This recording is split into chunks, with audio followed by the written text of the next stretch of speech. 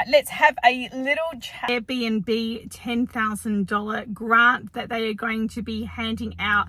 Now, disclosure, I am an Airbnb owner, and I can tell you right now, I will be taking that $10,000 and putting a 12-month tenant in my property without a doubt. That's a no-brainer for us.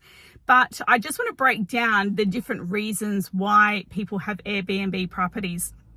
Number one, they do it because they want the flexibility of the property and they want to be able to use it when they want to, or maybe they have plans that they might want to sell it in 6 months, so they don't want to have it on the long-term rental market just in case. That's one reason why.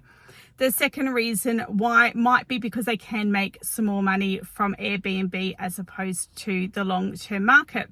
So that back in March 2023, there were 8,000 Airbnb properties in WA. Now, of that, I think it was 53% that were regional, 47.5% or something that were in Perth Metro.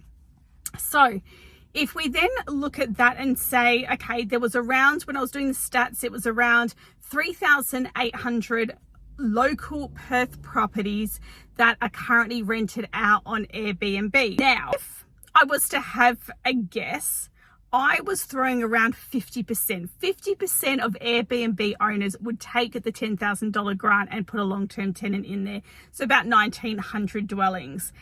Spoke to someone else, they reckon about 20%.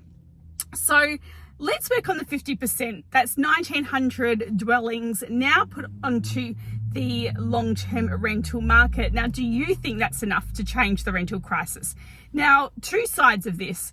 First side, REiWA state that if it just helps one family get off the streets and into a rental home, then it's worth it. And they're actually right. I do agree with that.